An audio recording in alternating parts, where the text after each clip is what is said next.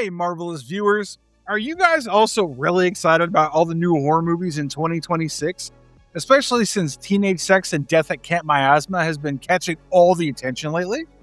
Well, if you're someone who's caught up to all the updates with sheer consistency, then you might know that the new horror comedy from the director of I Saw the TV Glow isn't the only thing that's kept horror fans on the edge right now.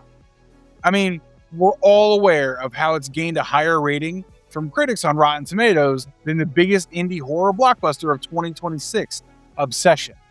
But then again, there's another upcoming movie whose orbit we're lately moving in, and that is none other than Robert Eggers' upcoming gothic horror film, Werewolf. Look, we all know what kind of amusement his previous film Nosferatu rendered. I still remember the day when I watched this film at a packed theater, and I don't think any other period/horror film has caused the kind of excitement in me that Nosferatu did. And this is why I get even more fascinated when it's revealed that we're again seeing Lily Rose Depp and Willem Dafoe in this movie. Because frankly, these two have proved to be two of the most versatile actors, maybe of all time. And then we have Aaron Taylor Johnson playing the centerpiece of the movie. No doubt, everything about this movie is super interesting. So, here's everything we know and have confirmed so far about this gothic horror movie, so you don't end up missing out on any updates. My name is Drew, and let's start the video without any further ado.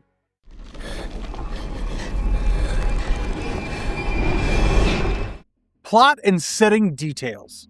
Okay, so everyone knows that the film is hitting the silver screens on December 25th, 2026, via Focus Features, the very studio that gave us films like Obsession and Girls Like Girls this year. And this is exactly why you need to know everything about what and who the film is going to concern.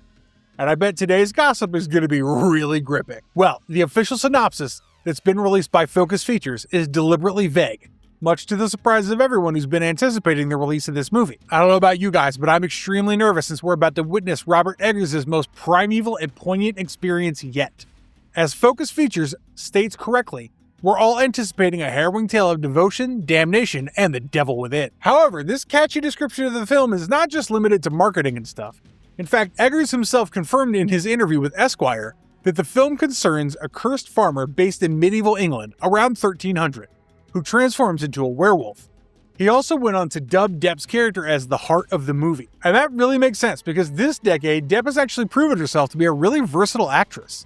Just imagine, 3 years ago, we saw Depp playing a child artist turned pop star in HBO's slightly controversial The Idol, starring The Weeknd, Jenny from Blackpink, and Susanna Son alongside her. And then the following year, we saw her effortlessly nailing the role of Mrs. Ellen Hutter in a classic symphony of horror inspired by Bram Stoker's literary masterpiece. Even more interesting is that Eggers confirms the tale is about a man who's in great pain and is trying to seek salvation through love.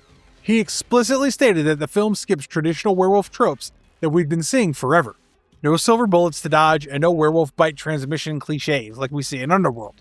And for that, let me quote Eggers from his interview. So all of the cliches of being bitten by a werewolf and silver bullets and a lot of the stuff that's become almost campy doesn't exist in the mythology of this movie. So you don't need to have seen Lon Chaney Jr.'s The Wolfman or An American Werewolf in London to get what's going on here. Per the confirmation on Eggers' end, Aaron Tyler Johnson's character is shown inhabiting a world that is cruel, brutal, unforgiving, merciless, and grotesque, characterized by mud, blood, dung, and rain, and pain and suffering, drawing inspiration from medieval werewolf lore from England and Viking culture. And all of this is further supported by the fact that the script for the movie was written with the assistance of Eggers' Icelandic poet friend, Sjón, who had collaborated with him on The Northman as well, and consists of dialogues and monologues written in Middle English, which were then tempered by a dialect coach so that they could be understood by modern ears, while also ensuring historical accuracy at the same time, given that two professors from Oxford University also provided their assistance.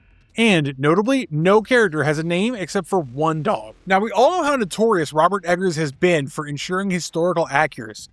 If you're new to learning about Eggers' filmography and want to check it out, you can look up Robert Pattinson's role in The Lighthouse. Broski speaks like a Maine lobster fisherman.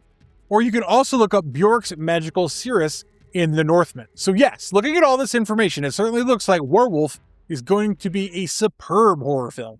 However, one inconsistency remains. Some sources claim that Werewolf is set in the 14th century, while other sources, e.g. Variety CinemaCon Report, claim that it's set in the 13th century. However, since Eggers himself has claimed that the film takes place around 1300, I don't think we need to unnecessarily ponder the rumors. At the same time, if you're a literature enthusiast, you must know how not so great a time 13th century England actually was. Noblemen lusted for power under the rule of King Henry III, while the peasants went through struggles for basic survival. That being said, let's move to the next topic. What's more? Confirmed cast and shooting detail. It's safe to say that much of the cast of the film has been confirmed, and the trailer's already been released on YouTube. And if I'm allowed to be pretty honest about it, made me go bonkers. Yeah, I'm not kidding when I say that Werewolf looks like the kind of horror movie that I would hate watching. Blame it on the muted colors that characterize the entire film and the kind of anxiety and suspense that the film seems to be promising with it. If you haven't watched the trailer yet, then I suggest you should go watch it. I mean, what are you even doing in your life if you haven't seen it yet? Because if you haven't done so, I'm seriously going to get into a rant there. Anyway, we have Aaron Taylor Johnson with us. He'll play the unnamed leading lycanthrope, who transforms into a fierce werewolf. And according to the sources, the transformation is going to be super awful. Like, really painful, as shown in the form of a glimpse in the teaser. We'll never know what's in store, but we do know what we're here for. A kind of horror film that's pretty unconventional. And I do think that Aaron Taylor Johnson is indeed the perfect selection for this title. I mean, he's the very same Aaron Taylor Johnson who played the ill-fated shipbuilder in Nosferatu. The impact of that character still remains with the fans of gothic horror cinema, regardless of whether you deny or accept it. So I'm actually glad that Aaron Taylor Johnson's finally getting to play the lead in Eggers' Nosferatu follow-up. And then another familiar face shows up, and she's none other than our beloved Lily Rose Depp. Her character looks really appealing in the trailer.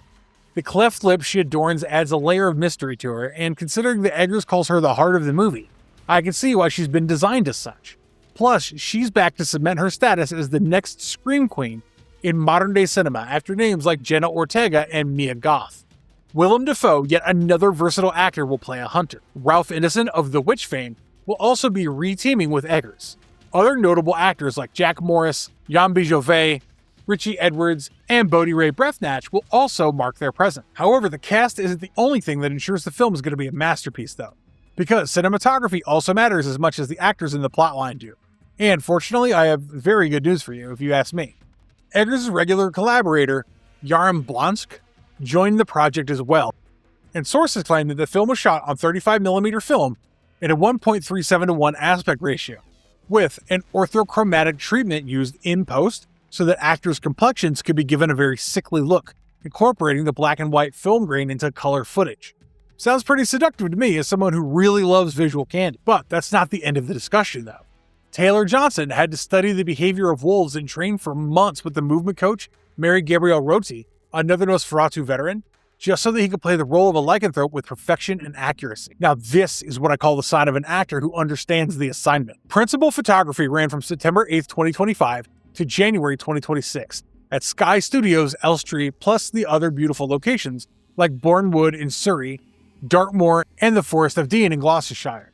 When is it going to release? And lo, here we are, discussing when this film is going to hit theatrical screen. Well, there's no denying the fact that the movie is going to release this Christmas, on December 25th, 2026.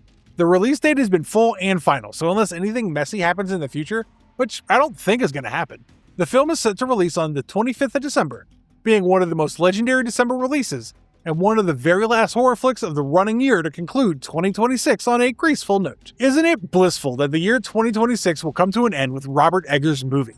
This is exactly why I always say in our videos, 2026 has been a great year for horror fans so far. We got Obsession, Backrooms, Evil Dead Burn, Touch Me, Send Help, Leviticus, and we still have the highly anticipated Insidious installment. I hope I'm not the only one being super thrilled for what Eggers has called the darkest thing I've ever written to materialize. Honestly, if I'm asked what my feelings are regarding Werewolf and whatever is going to happen in December 2026, especially because the highly anticipated Avengers Doomsday and Doom Part 3 are also making their grand entrance into theaters, I think that late 2026 is going to be a momentary blast for me. And why wouldn't it be? So far, I'm loving everything happening in the Marvel Cinematic Universe. And at the same time, I'm a huge fan of literature too. So I can't wait to see what's happening in the world of Villeneuve's take on Dune. as well as Eggers' maniac universe of gothic monsters and psychologically rich storytelling. Personally, I'm super excited to see Depp on the screen again. No doubt, she's phenomenal. She deserves every bit of the recognition she's been receiving. In fact, if I'm allowed to be brutally frank, I've been in love with her acting since the day I watched Idol. Yeah, I know it was a bit of a shit show disguised as a tongue-in-cheek commentary on the music industry, especially because of a lot of the revisions that the show had to undergo after Amy Smets left the project. And this is exactly why I felt really bad for talented actors like Lily Rose Depp, Troye Sivan, who's also a musician, by the way, streams She's the Best on music platforms, and Susanna Sun, who gave her best. Not gonna lie. Anyway, I don't think we should even lament whatever happened to Depp post the Idol anymore. Playing a character as multifaceted as Ellen Hutter ain't everyone's cup of tea, and seeing Depp effortlessly do it actually made me feel so relieved. I also can't wait to see Willem Dafoe on screen again, man. He's just something else. Having watched him in superhero flicks and comedies, as well as in the movies of legendary directors like Yorgos Lanthimos, Lars von Trier, and now Eggers, I always loved him, both as a personality and as a veteran artist of his own kind, whose versatility remains unmatched. Last but not least, wake me up when November ends and December comes. This Christmas, as the bells start ringing, I'll be bringing my wallet to rush towards AMC Burbank. So that's it for today, guys. If you guys love this video, can't wait any longer for Werewolf, make sure to drop a like and even a few comments on your end. And for more marvelous videos, don't forget to subscribe to our channel and ring that notification bell so you don't miss any updates. We'll see you in the next video. Have a great night. And as always, stay marvelous.